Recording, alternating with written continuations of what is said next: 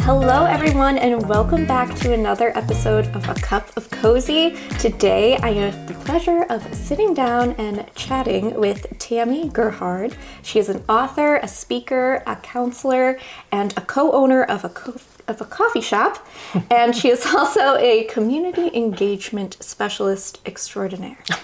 Welcome to the show, Tammy. Thank you for having me. You're welcome. Community engagement specialist extraordinaire. Yes, that sounds lovely. Gotta add in some flair. I love that. So, Love that. coffee shop is one of those things. Coffee shop is And you one of brought those us things. I some did. coffee. Yes. So I co-own Silk City Coffee. I was a school counselor for 22 years, and we own it with two of my alumni. It's been their dream since they were 14. So the ability to walk alongside and make that possible, awesome. love that. Love it. What are you drinking? So I have, I just brought myself a latte with a little touch of honey. That's what I have. How about you? I have the drip, right? You do have the drip. It's good. And is it Up top is on drip right now. It's one of our special blends that we made that's really popular. I do really like this one. Thank you. This one's really good. It's got like a little fruity taste to it, and I like Little that. chocolate, little nutty, little fruity. Yeah. It's a very popular blend with businesses that we wholesale to. So it's exciting. Oh, nice. Yes, so Silk City does roast their own coffee. We do. We have a roastery. Yeah, that's really exciting. We opened it at the tail end of COVID. At the tail end of COVID. Okay. Yeah. During that time, we got busy getting really creative with things that we could do to really put our product into the community no matter what happens. And one of them was by opening the roastery. Now people can have beans at their house. Yes, it's lovely. And I love the packaging of the beans too, with like this, is it called silk screen printing? It is. Yes, I love that. Very aesthetic. I'll put some pictures in the Instagram and the show notes so you all could see. And also links if you want to buy your own beans. Which would be fun. Also, and I hope you're even more excited, we are actually about to go through our big rebrand party. And we have brand new bags coming and all sorts of exciting things happening. So, Ooh, that is exciting. whimsical, fun, exciting. Name's not changing though, right? Okay. We are tied to our community. So Okay. Silk City is what, those of you who don't know, Manchester had silk mills in it, and it got the nickname Silk City. So we are Silk City Coffee through and through. Yes. And it's lovely. So Tammy and I met through the coffee shop. I mean, we just officially got introduced recently, but I used to live walking distance from the coffee shop. And I was there when it opened. Love it. And it's such a wonderful space. Great coffee. And you all know I am a coffee nerd. I mean, my podcast is themed which word after you were going to coffee. choose for that. So it was so exciting when they opened, and Travis and I used to go there every weekend and work and do things. It really was the first of its kind in our downtown area Yeah. in this season of life, and the community embraced it. It's been really exciting. So do you want to talk a little bit about the philosophy of the shop? Of Silk City Coffee. So Silk City Coffee's motto is love coffee, love people. That actually is the motto of the shop. How it plays out is this combination between a really excellent coffee product and a staff that really seek to care well for and make the day of the customers coming through the doors. Realizing that any person coming through the door, this could be the sweetest moment of their day when they pick up their drink and have a moment to feel a little seen and connected with people within their community. So that's what that is about.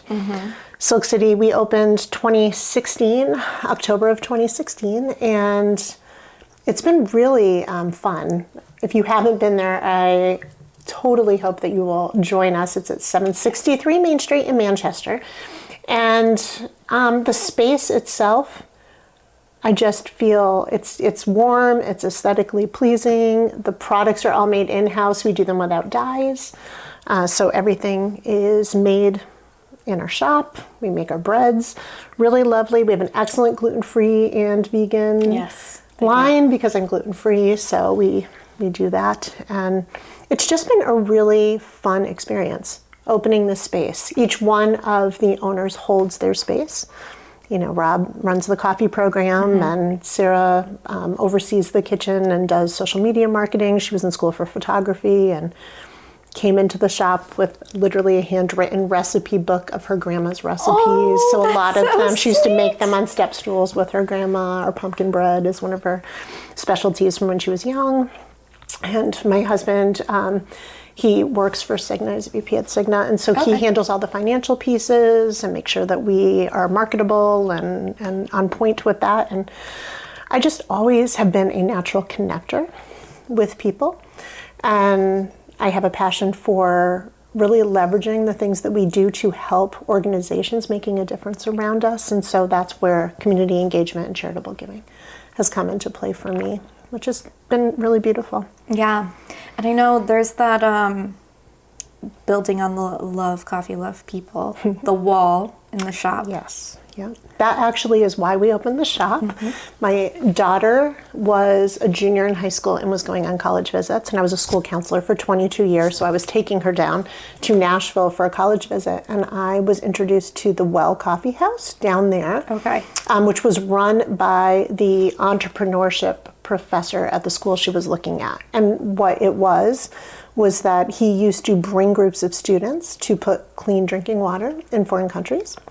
And when he opened a shop, he leveraged it to be able to do that. And they had the wishing well, which was like a board where people were able to share prayer and practical needs. He said that Nashville has churches on all the corners, that they dropped their differences and started to pick up a cause of love in their community. And people in the community were able to pick up these cards and meet each other's needs, drop off things for each other in the shop, do services. And I came home to my husband. I was like, oh my goodness, we need to open a coffee shop in our town, because I'm telling you, they need this needs board. It's going to be awesome. And he is like, awesome. Great idea. We are not going to be able to run a coffee shop full time, honey. Like, I have my job, you have your job. You're going to need to really meet with, pray about, connect with some people to do this, because it's not going to happen through us. And I think at that point, he will tell you, he thought that would buy him 3 years. But the next week, I was with Sarah, who owns the shop with us, and she was sharing that they had bought a house in Manchester. They were living across the river and had found their journals from when I had them as students. At like 14, 15 years old. And I was inspiring them to dream about their future, and that they had both written the same thing. So at 14, 15, they wanted to marry each other, and they wanted to open a coffee shop in Manchester. And they're like, she's like, oh, I'll have to be retired to do it, but isn't it sweet that we both wrote the same things? I'm like, yes, it is.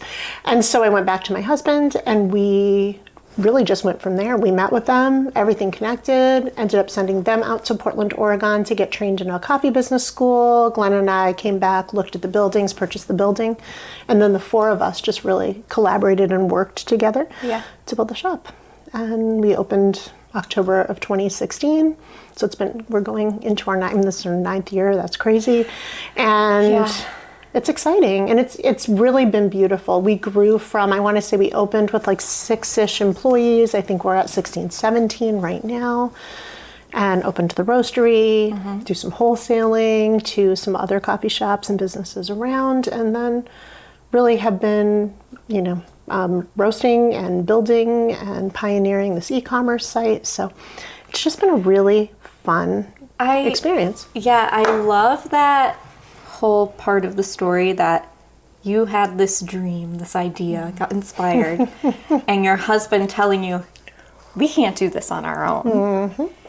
And how you could still have achieved those dreams if you bring people in to help you. Because I know there are a lot of people, especially those who listen to this podcast, who might have some big, like, creative aspirations, but they think that's too big for me to ever do by myself. But you could bring in people from your community to help you and really make it a reality. Yes. And I think that the piece of me that's a school counselor always looks at the people around me and wants to actually like draw out and amplify their giftings. And so when we even thought of doing this, I never went in going, oh, we can do this on our own. I was always thinking, what different gifts and talents, what am I good and strong in? What do others have? What would we need for this to succeed? Yep. And then who has those things? And we still do that. You know, like you mentioned, you know, the screen printing thing or other things going at the shop. We have someone who does graphic design that makes our pricing boards. So what we are able to do is look at some of our staff and go like, what are some of their strengths? Where would they shine? Maybe they need a little bit of training, or, you know what I mean? How do we equip them effectively to be able to do these pieces of the job that maybe we don't have, but they do, or they're interested in, and how do we work together to make this all work really well? That's really what we've been doing. Yeah. Also encouraging people to be more than just the job, bringing their full selves. Because they are. Yeah. Yes. Yeah, and people matter. And people have always, I mean, it's part of my connection piece that I think happens is just viewing the value of every person. That's lovely. Yeah. Yeah. And I love owning a shop. You know, I was a counselor for years. And then opening the shop, and as an owner, when you're there, people just come up and start talking and sharing, and I'm able to just kind of encourage and at times challenge and spur on, kind of champion ideas in people. It's been really fun. That's a good segue to talk about the book a little bit. Yes. So we do have Tammy's book. Actually, both, because I launched the second one. Yes. Cocoa Hugs and Coffee Mugs, and then the activity book that goes along with it. Yes, you see it. It's a children's book, but we all know that everybody could read picture books. And I, of course, did read it. And one of the things that the mother-daughter talk about is meeting a bunch of people there and just getting to talk to them and getting to know them. I love that, because that is very much what like a coffee shop means to me, and that Silk City has been to me, and other places I've gone. Like, I've gone to Birdhouse Coffee that's over here. Yep. And I was reading one of my huge books, which is somewhere up here. And some woman came up to me and was like, I love that book. You just don't get that like other places. So it's lovely. I do love that. Yeah. So the whole premise of Cocoa Hugs and Coffee Mugs is that, like I said, so for Silk City Coffee, love people is our motto. And so the premise is the little girl goes into a coffee shop with her mom all the time. Love coffee, love people is the motto. And she is kind of perplexed because she doesn't love coffee. She loves hot cocoa and wants to know if she can still love the people in her community. And so you're looking at it from a young girl's perspective, where her mom is just walking her through the shop. She's not doing anything, but she's teaching her, you can wave to people, you can give them high fives, you can say hi, you can, like, how are simple, you can care well for the place, you can sit down with people who are different, you can see that you have some similarities. She's kind of walking through the space, discovering over time that in the end she can share love and kindness and joy with others. She can end the book by going, love coffee, love people is what I say too, but I still love hot cocoa best. So she retains all of who she is. She doesn't have to change who she is to be able to do that. And it's just written in a very sweet, simple, it's a rhyming book, like just a very sweet, simple way. And I love that. And it's laying just a very general foundation for that space of you can think differently about something and still be kind, compassionate, empathetic, loving, and genuine with the people around you, and be all of who you are. I love that. And how did the idea come about? When were you like, I'm gonna do this thing. I'm gonna write this book. Well, that's hilarious. I had never thought of writing children's books. I write and I speak, and I have adult books that have been traditionally published. You know what I mean? Like, I do other things. But I was working actually with one of my writing mentors on writing.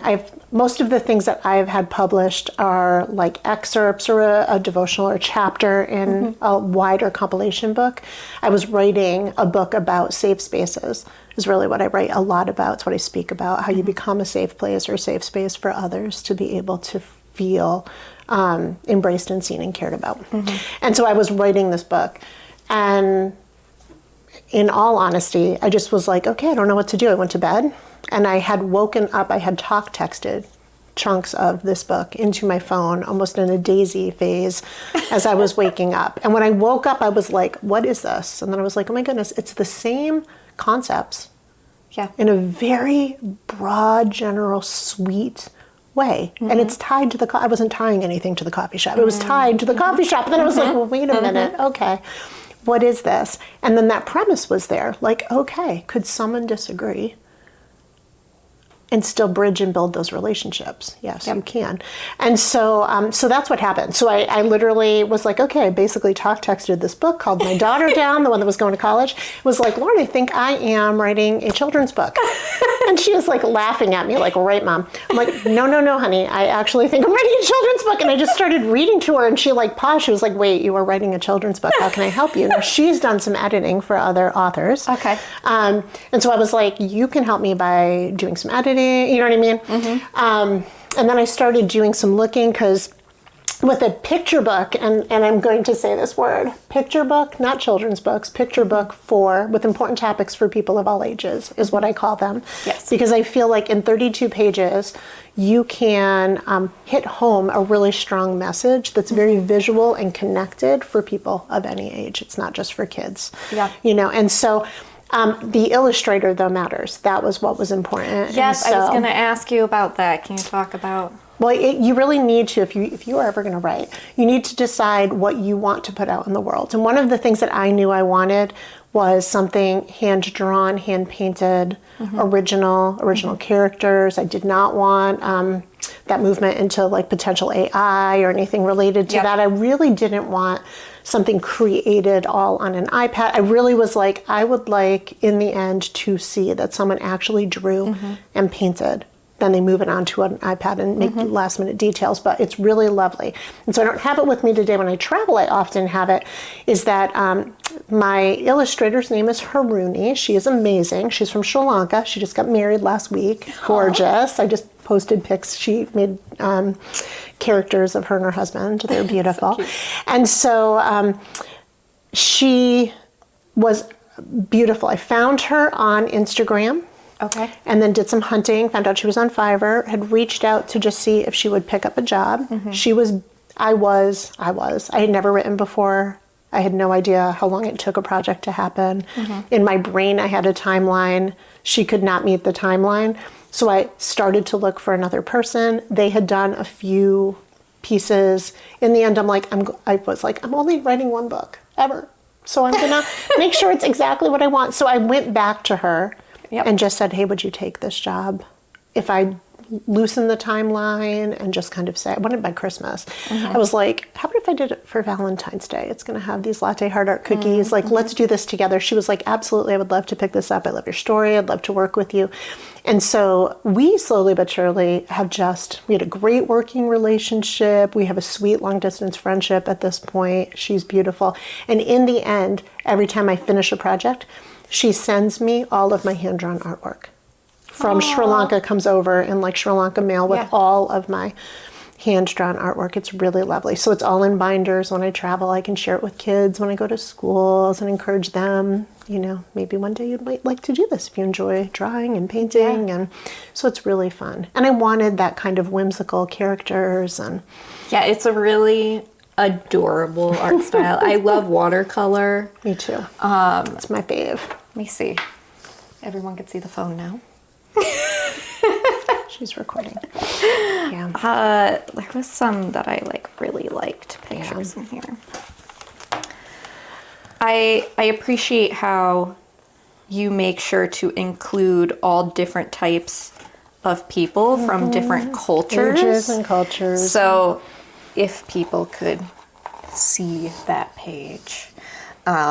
We've got elderly people, we have people from India. It's just lovely and very inclusive. So yeah, it's really beautiful. Thank you. Yeah, and then when I started the second, so what happened with this book, I was not, this is actually February 1st was the first day I touched a hardcover copy of this book. I posted it on my social media the other day. It's my 1 year. And then I did my book launch on the 10th of February. So like right in here, right in this phase, I was celebrating releasing for the very first time. And just like the coffee shop, I mean, it was packed out. The community embraced it. I did it at the shop. It was beautiful. It was tied to the shop in that way. I was able to give it to our staff, read it to our staff at staff meeting just prior so that they all have their own personalized copy. It was just sweet. And then the schools started calling. And like I said, I was a school counselor, and social emotional learning matters a ton to me. I had a puppet designer from New York City build me a matching puppet to go with it. I used to volunteer with a program in the state doing puppetry for kids with disabilities and with trauma. And so I know the impact puppets can have when you're going into classrooms and talking to children. They tend to talk to them. And so I had my character puppet built, got character dolls made. Like, it was just really, really fun. And in the book, there's these little latte heart art cookies, and you can count them, and in the back there's a QR code, and so the kids can get coloring pages. So then when I started going to schools were asking for companion materials. So I was like, oh, okay. So I went back to Haruni, who really colors and draws, but she was like, I'll make you coloring pages. And so then I started doing that, and then I was like, wait a minute, I could actually work with her and an activity coordinator, and we can build an activity book. And it's all about caring well for your community and the people in it. And it has fun things like she hand painted all the, like, sticker pages for all of the pages. There's a little note to the kids from her in the front. There's a little note to the parents on how to keep the work going on in your community around building empathy and kindness and compassion and love for the people around you. And then there's these postcards, which I just thought were fun. She like hand painted for me. And what surprisingly has happened, they're meant to go out to people in the community making a difference around you. The little girl does it in the book, and there's a maze about it. It's just really fun. She gets her brother in here. So you meet the dad and the brother. But I actually had a superintendent of one of the schools in Connecticut reach out to me, and in collaboration with the senior and community center in town. And next week on Valentine's Day, we're hosting the first of a series of monthly PAL, People Across Lifetimes programs, where we're going to pair up the elderly with the kindergarteners, and then they'll have little mailboxes in there too, and they'll send their postcards back and forth and write letters and start connecting. We're going to look at similarities and differences on this first one, and just really help them to understand that they each play a vital role in the community that they're in. And that's really what the point of these books are, is just remembering, no matter how old you are, what your background is, where you come from, what you're doing, you all play a vital role in making our communities great places to live, work, and play. So that's what this is going to be. Oh, yeah, that's so great. That's so great. I love that there's an activity book now, and I'm sure people could buy both of these online. They can buy them both online at anivapublishing.com, which is my author website. Really fun. I'm sure you'll put the links there. Yes. But also we have them in shop. So at the shop we have them. They're in stores all across the state, a couple other states as well. So you can touch them and see them, but also if you want to order, my favorite part about people ordering online is I can write little notes, and I usually include stickers and fun things, bookmarks. You know how that is. Yes. Like when you're mailing out something, they come in little teal wrappers with my cocoa stickers, and they're just fun. You gotta make them look like you just make it fun. Of course, experience of opening it up. Once a week, I go to the mailroom and mail everything out that's going out that week. It's my mail day. It's a joy. So, yeah. I'm telling you, when you order direct from websites for authors and other small businesses, we literally sing happy songs and do happy dances all the way to mailing. So yeah, we have one of my friends who was on the show before. She owns a small online business, and she just shifted to doing curated boxes with a bunch of things from small businesses. I love that. So she did Valentine's Day ones, and she just made the boxes look so cute. Beautiful. It has like pink little grass inside. So sweet. Yeah, so we love a little curated moment. There's something about getting real mail, which has gone away. I mean, Amazon boxes may show up, but there's something about like getting real like thoughtful meal. Yes. And that's where it's just fun for me, where you can make this an extra special surprise, something really sweet for the families. Just fun. I love that. Yeah. So, third spaces, which Silk City is definitely a third space.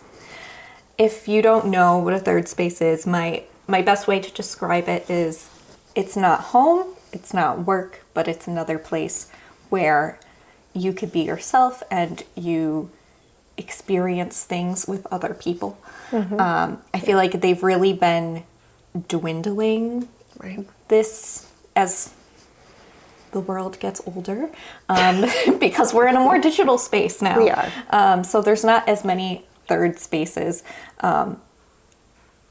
You could have a digital third space. I think you try to have a digital third space yourself, and I think you do a really lovely job at that. Thank you. When I think of a third space, I often think of like the show Friends, where, you know, not home, not their apartment, not their jobs, but like you could watch this group of people just kind of like chill on the couch at Center Perk and like relax or talk with the barista or the waitress or the whatever, or someone else that's sitting next to them in a chair. And I feel like people go like, where's mine? Like, where was, you know, Yes. I want a Center Perk, you know, I want that. And I think that opening Silk, part of our heart was to create that third space. That word came up a ton when we were building. And that was now almost 9 years ago. So it was a very kind of up and coming term at that point. People were just starting to use that concept.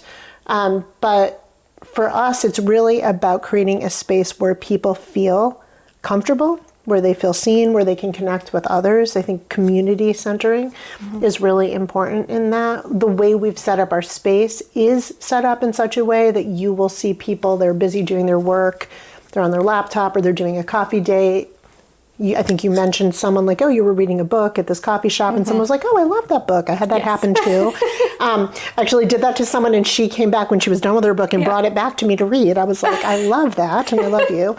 Because the way the seating is set up, you can very easily be doing your thing and just turn and say hi to someone. You see a lot of like, hey, I'm running to the ladies' room. Could you just watch my stuff? Like, it's just these like budding, simple friendships and conversations. Then before you know it, you have regulars that are friends with each other and they're getting together and asking about their weekends and sharing what's going on. So I think that that's just part of that feel, a place where you feel like you're missed when you're not there, you know what I mean? And people look forward to seeing you. It's just kind of sweet. And baristas are coming in, we have regulars, we know their coffee orders, they're making it even before they are through the line. Just that is really endearing. It's very special about spaces. I was saying that the Capital Region Council of Governments for Connecticut reached out to us because we as Silk City were selected as an excellent example of a third space in our region. So they're putting together a report on third spaces and the importance of them. And so I just was interviewed about that a little bit ago. And I really do believe that it is part of combating an epidemic of loneliness in our communities, you know, and that is vital to our mental health. And so as a counselor, people's mental health matters. And I think that one of the answers is these third spaces. And I'm so privileged and honored to be a part of that in our community. Yeah. It's magical when you finally find your place, a third space of your own. I know Travis and I, you know, he's a pinball nerd. We're in a pinball league. I love everything about it. So do you come to Silk and go to Retro Junk next door and just play pinball all day? Have you done that? Oh, Retro Junk's only got one pinball machine. No, they have a whole bunch of new things. Go check it out. Oh, really? Yeah. Okay. Well, we go to this place in Southington called Gamecraft. I know what that is. Oh, okay, you've been there? That's our third space right now. That. We go there every Thursday for Pinball League, and the bartenders know our names, even though I don't drink anything. And the owner, and we've met so many people through there, and it's just like, I'm someone who doesn't like to go out very much. I'm a homebody. I'm comfortable in my own space. Because it's lovely. You can just sit here and read all day. But when I find a place like Silk City or like Gamecraft, where now I feel like, oh, I go there and I just like take my jacket off and I was just like, oh, I know this place. This is like also my place. I love that feeling. And it's so rare to get, Right. I feel like. And I know a lot of my viewers, they are part of these digital third spaces. I don't know if you've seen, there's this whole world on Twitch, which is a digital streaming platform. My son knows that. And I have a 23-year-old who knows about this. there's a new category on there called co-working and studying, which there was quite a few of us who were doing streams just during the pandemic where we would just be working and kind of creating a virtual study space together. So I know a lot of people who listen to this show go to a lot of those co-working streams, and that's kind of your third space because you could talk with people in there virtually. But I think it's really important to also try to find a physical third space for yourself. Absolutely. How do you recommend someone go about finding that in their community? You know, honestly, I always will love, you're going to find out what you love the best. I love aesthetically pleasing spaces with good lattes. That is what I'm looking for always. And the way, not all coffee shops are the same. So like, I really had done some research. Like if I travel, I'll do research on Yelp, and I'm not really looking for like always the best coffee. What I'm looking for is the best community. So I will literally start reading to discover what people say about the culture of a shop, even more than their product at times. I want a good product. Right. I love it being beautiful, but I'm looking for the culture of the community, and I would highly recommend that. But for some people, it's ice cream, and for some people, it's coffee, and for some people, it's pinball machines. Like, whatever your thing is. Do you know what I mean? That's where you want to do the looking, and not all cultures are the same. Like, I love Silk's culture. I feel like that was what I sought personally to invest in the most and continue to invest in. And Sarah also, who owns this with us, she's very invested in this. And so you want to look for a place that is building a welcoming, not pretentious, like a welcoming, caring culture. Not like cliquey, like, oh, you have to be one of us. That's or definitely places like or like that. You'll have a little like that more pretentious side, or like, you know, or a group that's just kind of, we're just like slapping up the coffee and you go. But people who will linger with you, spend time getting to know you as a person, and you can see that when people are doing reviews. You really can. That's you can true. kind of read the reviews and catch what people are experiencing in the culture of the shop. So I always am like, you know, if I go into, because this is me too, we travel a lot. And so when I'm traveling, I'm often looking at those reviews, trying to find another space where I'm away. If I'm going to stay somewhere for a week, I want to be able to go back and visit a coffee shop. That's true, where I feel seen and I can connect with the locals and learn about what's going on. So I would say that to any of you guys, is that it's a simple way to do it. Find something, a product or an idea or a concept that you love, and then take the time to do a little bit of research, or honestly go in and see how you feel in a space. I'm like, the counselor in me says your vagus nerve responds to things. So if you walk into a space and you're immediately like, ick, then that's not the place for you. You know, you may have feelings, your brain hasn't even processed what they are yet. You just don't feel great there, or you feel great there and you're not sure why yet. You know, you kind of go and experience a space. If you go once, you don't have to go back, or you can go once and go all the time. So try it out. Before we started recording today, we were actually talking about a little cafe that used to be in the town that we both lived in, and how your daughter would go there for breakfast all the time, and they ended up offering her a job. I feel like that's also a good example of a third space. Oh, they were a great third space. I went there every week of my life. It's just like going somewhere for breakfast every day, because some people might, you know, be nervous to find these spaces too. Like for me, Gamecraft being one of my third spaces is totally unexpected, because a bar, that is not my scene. But the culture there and the community there is just so different from anywhere else I've gone. Super fun. So yeah, I like that. Look for something you're interested in. You could look for like board game cafes. Oh, love those. Those are great. We love game playing and lattes at our shop. I'm very gamey.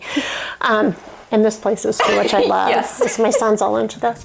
The other thing I was going to say is you don't have to do it alone. So if you want to bring a buddy, bring a buddy. You know what I mean? You guys can do it together. Bring a buddy, bring a game or a book or whatever it is that you're doing, you're interested in, and go sit somewhere and check it out. Yeah. And it might take a few tries to find which is totally the right place, and it's going to take time to get comfortable in that space. But like Tammy said, you kind of will know it when it's right. You do. I was chatting with my husband yesterday just about this. I said, sometimes when you go, if I go with someone, I'll sit at a table that is in the midst of a crowd but close to others to just kind of see what the feel is. If I go by myself, if there's a counter by a coffee bar or whatever, I tend to sit there and see how the baristas engage me. That's the space. Like, does that happen? And then that will start to lead me in knowing kind of the culture of what you're training your shop to do. You know? Yeah, if you came to the counter and sat down at our counter, the baristas would probably chat with you, or I'd be swinging by saying hi. So that's sort of what the feel, I think, of Silk is. Yeah. Yeah. It is. It's definitely welcoming. I mean, I had reached out to Sarah about some different event at one point, so we had that one touch point, and then she knows me every time I go into the shop and says hello. Yeah, she said to say hi. Yes. So, yeah, if you find a place like that also where the people make it a priority to remember who you are, that's another good sign. Yeah. And like I said, the point of a third space is part of combating loneliness in people. And so having a place, like a tangible place that you can go and feel like someone sees you, remembers your name, says hi, connects with you, that actually helps you mentally and emotionally too. So just remembering the value of investing in spaces like that. I wonder, maybe you would know, does it give you like a dopamine hit or something? Yeah. And a little caffeine hit too if you're in the shop. So. Dopamine and caffeine hit. Yeah, there's something so sweet. That's what I said. Like you actually neurophysiologically respond to things like that, like being seen, being known, being cared about. Your connections happen in that, and I just think it's lovely. It's beautiful. That's why you're like, oh, I can't wait to go back and play pinball again, right? True? Yes, it matters. You like that with lattes a lot. Yep. Oh, the evergreen latte. That's yeah, they were make everything. They had the little needles and things on the counter today with the sous vide. It's wild. So good. Thank you. Okay, so I want to talk about, still related to third spaces. Okay. A moment that you had at the shop, or that you witnessed. You didn't even have to be part of the experience. That just, gave that little magical spark and made you feel like, oh, this is why I did this. Oh my gosh. Okay, we have 1,000 of those. We do have 1,000 of those. So we had opened the shop in 2016 in the fall. Now we have a ton of these. This is just a sweet story. And so there was a young man. He was very reserved, very sweet, very handsome, very lovely. Like he was just a good guy.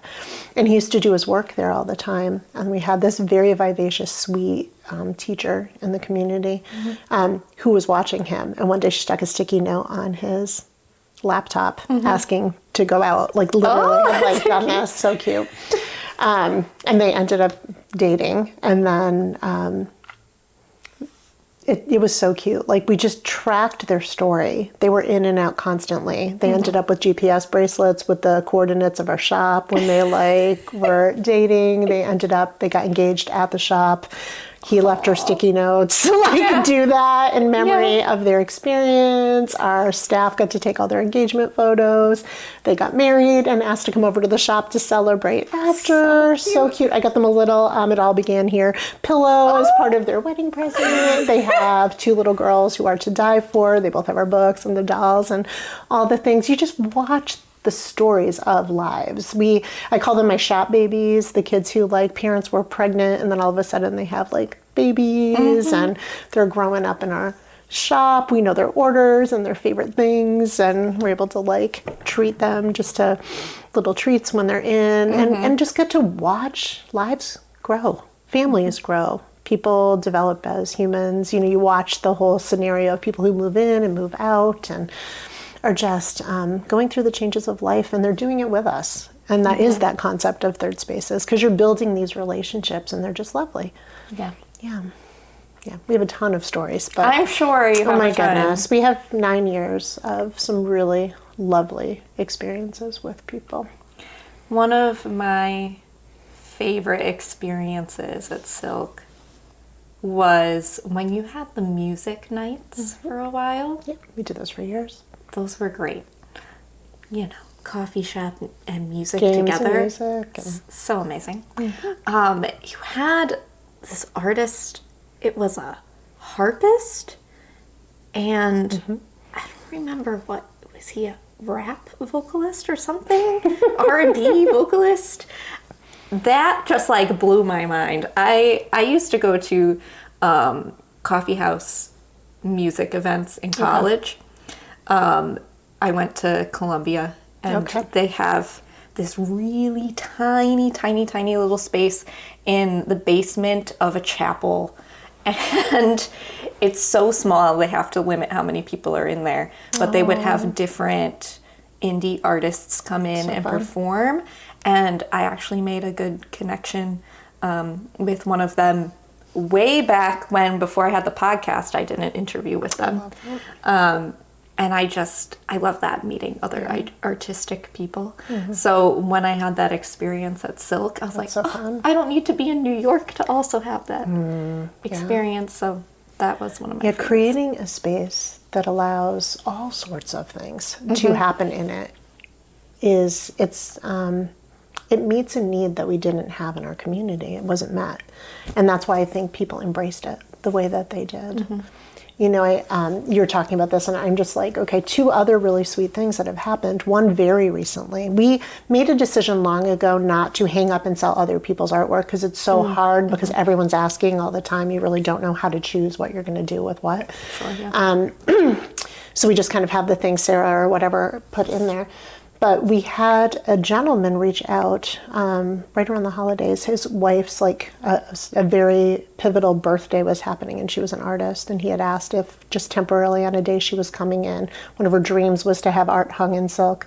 So we created, when we just did the most recent renovations on the space, we created kind of an art wall back by the bathrooms. And so what Sarah did was offer to take off one of the pieces of art and put hers in place for the day while he brought her for her date and everything. So touching to watch the response of just her coming in, seeing that moment, just being so blown away by having him, her husband, care enough about her that he'd reached out for this, and then that whole experience just made their day, which was just so lovely. Love that, you know. And then I think originally, I don't even know if I actually talked about it now that I'm thinking about it, because it's in here, but that needs board, you know, like that needs board in the back of the shop, which was really my reason for wanting to open a shop, allows people to share those practical needs in their lives, and allows anyone in the community to pick up a need. I think I shared it about the well. I never connected it back to us. So that board has been in the shop for all of the years.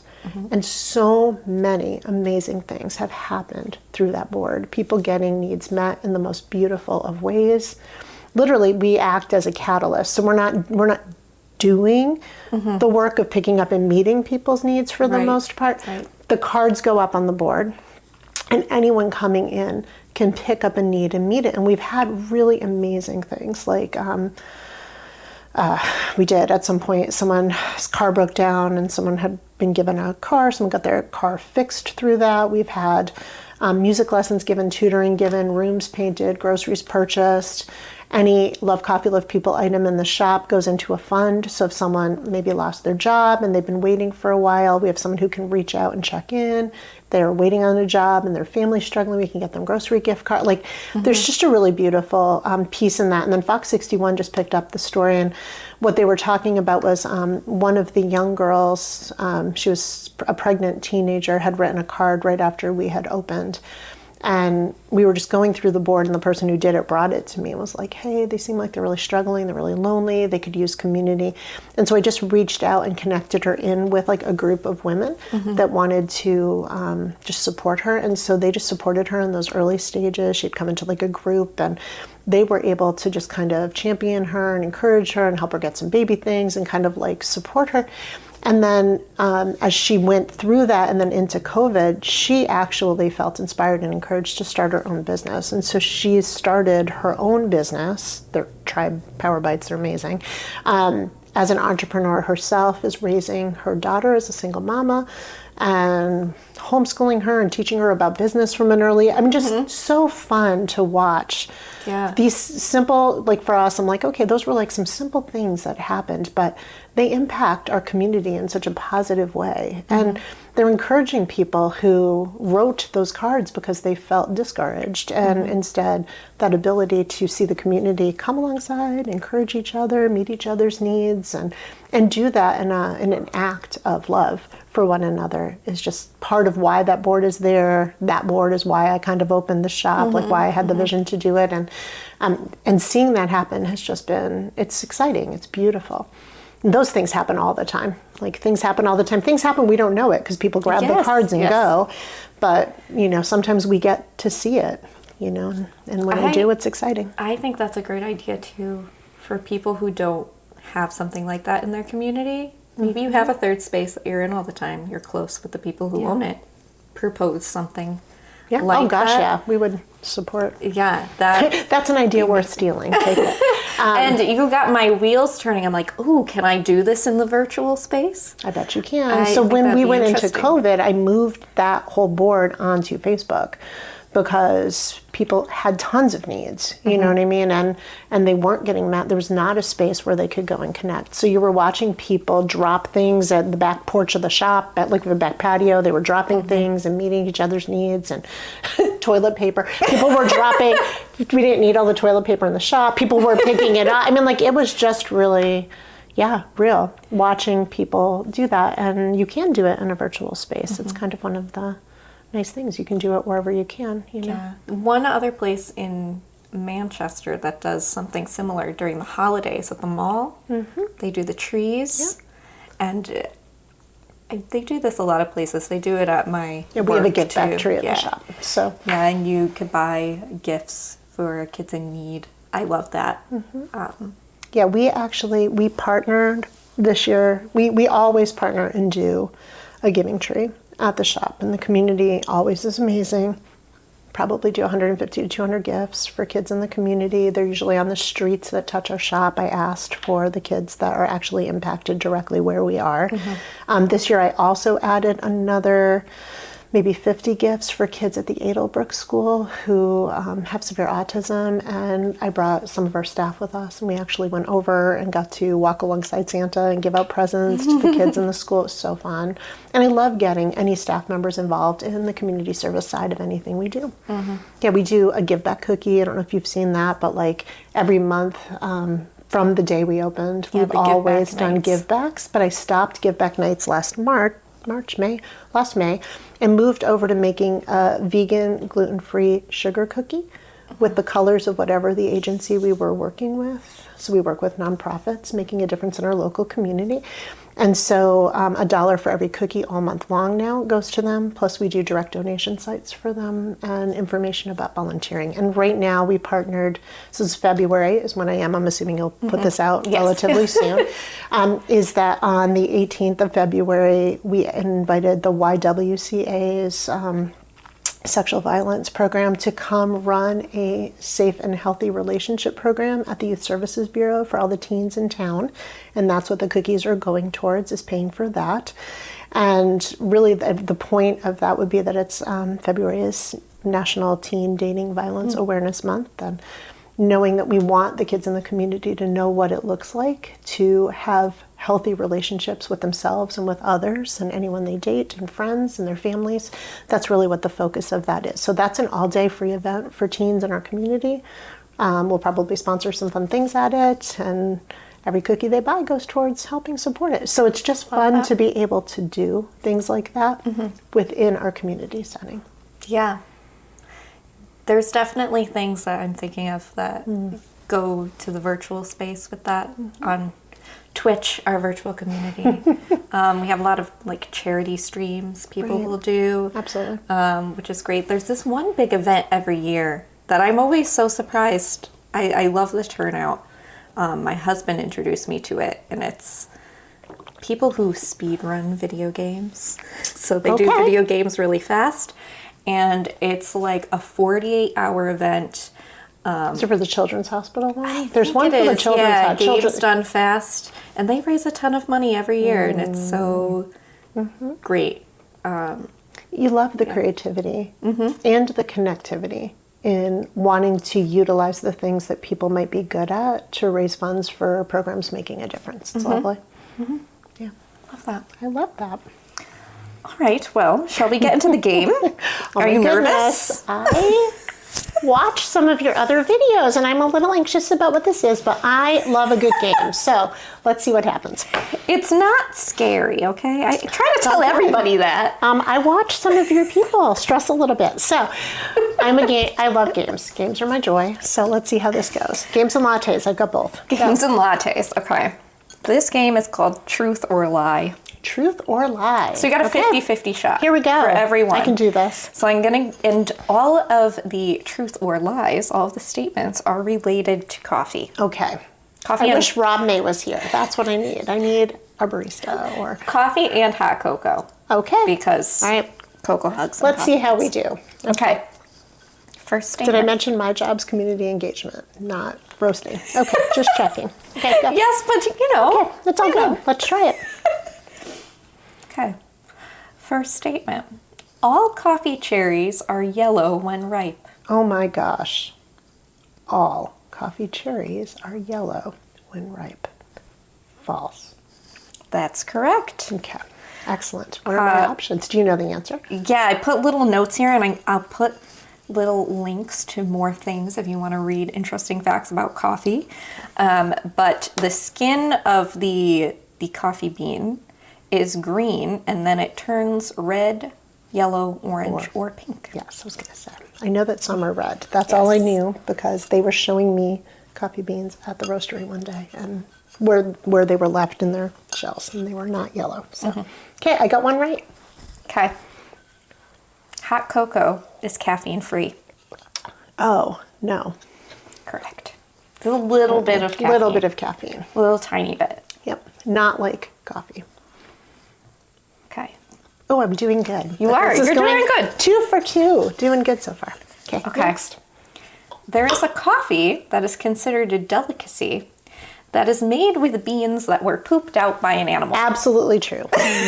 And very hard to get, very expensive. Did you know that? I do. Oh my goodness. That's so random. I didn't know. We live in a coffee world. Yes. Anything that's random, we may know. It's called Kaya Kopi. Is that true? I don't know how to pronounce it, but I do know that it's a real thing. Yeah. It was making me think of, like argan oil that you use in your hair? That's also made with something that like goats poop out. Do you know what I would not know? That, because there are things I don't know, but I do know the coffee answer. You're doing really good. I've got only 2 more left, and you've already got it. 3 for 3. I'm already going to, percentage-wise, win this game. It's awesome. Okay. In 1967, oh goodness, coffee houses were made illegal in London. Oh my gosh. I'm going to say false. That's correct. Oh, very nice. So the little tidbit of information is that there was an attempt to suppress coffee houses because people were going there to talk about ways to overthrow the government. Oh, okay. So there was an attempt, but they were never made. It did not happen. Okay. Figured there had to be a false in here. Okay. There are lots of important things that happen at coffee shops. Important conversations. Yes. All right, and last but not least, another hot cocoa one. Hot cocoa was originally a sophisticated drink aimed towards adults. I would say true. Yes, 100%. I won the game. Right. I was so nervous about this. Yeah, excellent. So the little tidbit there is that hot cocoa was originally a bitter drink. I knew that. And it became more popular with children when more cacao and sugar was being produced. But it was really expensive before. And they were small. I have a little like original cocoa cup. Yes, yes. So they like use them in religious ceremonies, and aristocrats used to drink them at fancy events.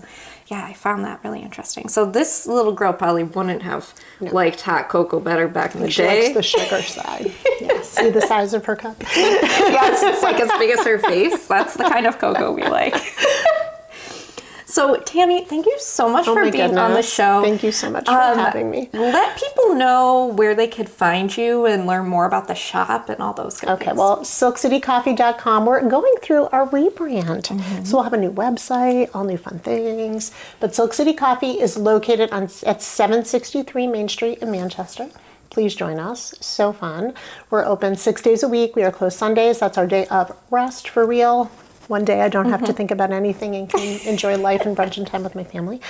But what, for book-wise, I'm going to have you put it because it's a little tricky. Okay, yes, I will do that for sure. AnivaPublishing.com is where to go. Any information I do, if you're like, hey, I have a pre-K class or a mom's group. I love traveling and I do a bunch of events with my puppet and all sorts of things for kids, but I would love to connect with you. I thank you so much for having me. It's just joy. Thank you for being on. It was great. My goodness, so exciting. Such fun. And I love checking this beautiful space out. Thank you. It is great. I need to do more episodes in here, don't I?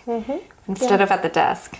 I'm one who got to actually come. I don't have to wear the big headphones, and I won my game. Life is great. Yes, But thank you for having me. Oh, thank you so much. And we will see you next time. Thank you. Bye. Bye.